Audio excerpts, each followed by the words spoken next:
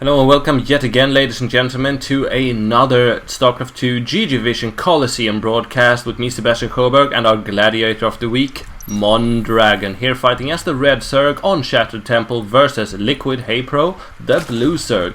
This mirror matchup is indeed a very exciting one, I have been told by people I do trust, and here we see two true champions of StarCraft playing it out in a very recent battle, in what is very close positions, in what is a very volatile and fierce matchup.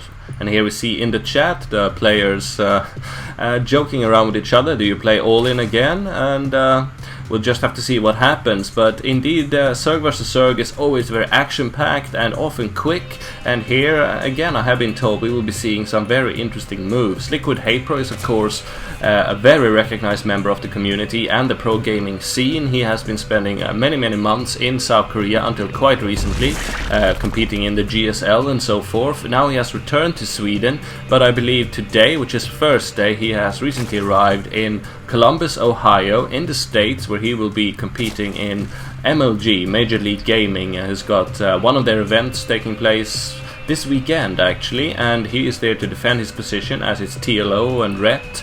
The only team members of Liquid that are not present are Huck and Jinro, who is still in Korea owning it out. Here we see Mondragon going for a quick extractor and LiquidHaypro doing no such thing. So already they deviate, and this chat would imply the same. And here we see a drone going out. Is this a scouting drone or is it for a hatchery? It seems like a hatchery indeed. And this could be quite dangerous because this, of course, sure, gives him a greater economy faster, but only if he can stay alive from a quick Zergling aggression from Mondragon, and that's likely to arrive with such a quick spawning pool. Now he's harvesting gas in order to get just 100, that's all he needs for the Zergling speed upgrade, and well, only now does Haypro put down his spawning pool, so this leaves him very susceptible to quick aggression should Mondragon choose to do so, but that's always risky too. So this match, we don't know what will happen, but it will be fierce. Mondragon is not going to Major League Gaming. He has yet to actually compete in any major StarCraft 2 tournaments, but from what I understand and from what I can yearn from these recent replays of his, he's definitely getting his skill on, and if he will be anywhere near his Brood War dominance, and he was one of the most prolific members of the Brood War scene, he will be a force to contend with, and he will also be able to bring a lot to the community, given his influence in the esports world and his status as a scholar and champion of the game. So I applaud Mondragon for trying and hope to see him at many events in the future.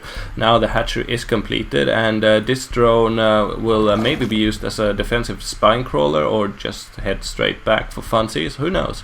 Mondragon going for his own expansion, interestingly, so it seems he will not be going all in with the Zergling aggression, constructing 4 now on Haypro 6, so he will not be trying to rush Haypro immediately now that spine crawl is going down defensively, and it will probably be moved out to somewhere along here once the creep spreads. So for now, the ending of this game is very much unforetold, and this queen now going out of her way to take down this overlord, but that could be quite risky. That lends herself very susceptible to Zergling attack.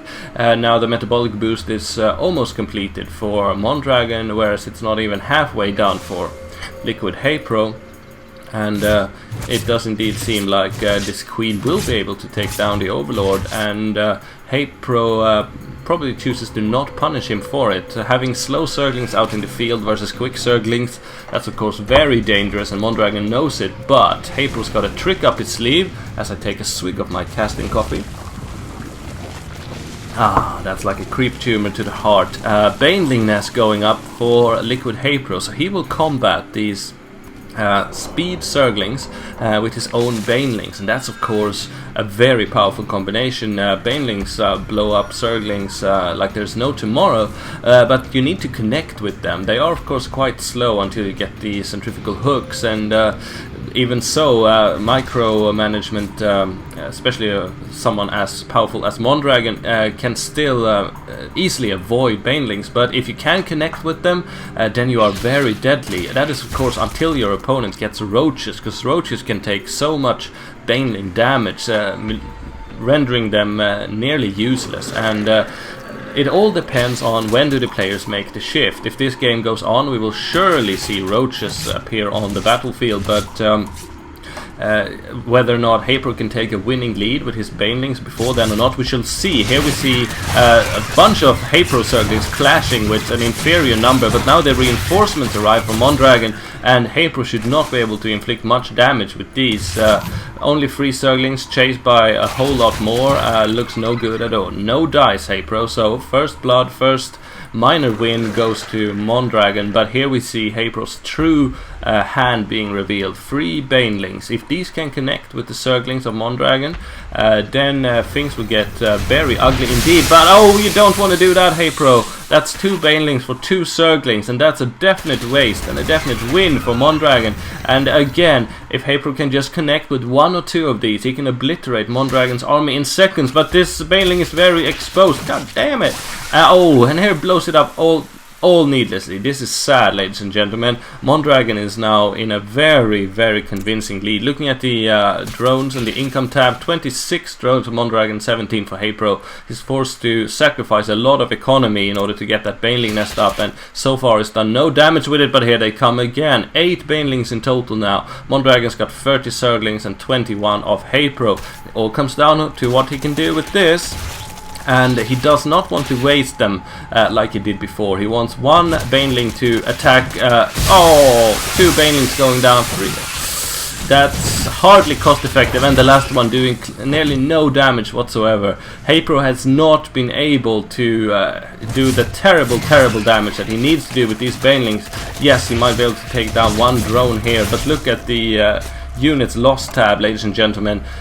Sure, Mondragon, oh well, actually is leading way ahead in the units lost tab, but the income tab is far more descriptive. 1100 on average mineral intake and 32 harvesters to Haypro's 20. Now getting the roaches. He's got as many as 7 roaches up already, whereas Haypro, I don't know if he's even got a roach den yet. It doesn't seem like it. This is very, very bad. Here comes another baneling attack, 6 of them, but you see just how strong these roaches are to baneling attack. They're all detonating, but it's losing only like 2 or 3, and the Zerglings are completely nullified. Very nice positioning there by Mondragon, using these roaches as tanks, and Haypro can't be happy. Only now is he going for Roach Warren and Evolution Chamber, but it is far too late. He needed to make that transition like 1 or 2 minutes ago and inflict damage with his banelings that he didn't.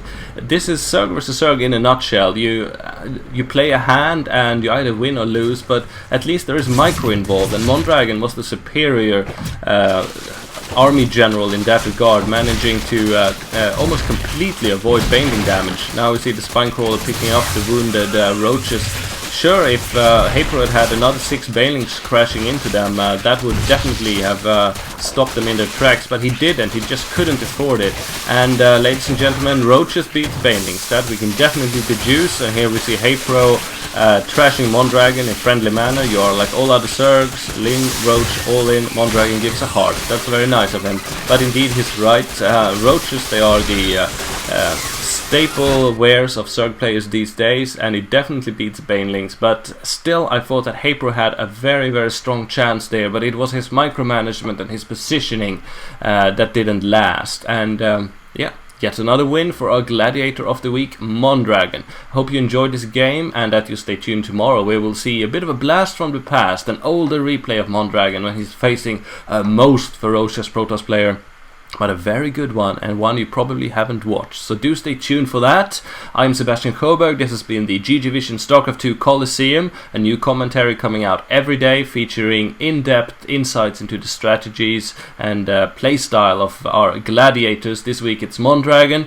Next week there will be another. So stay tuned for that, and thanks for watching. GG for now. Adjutant online.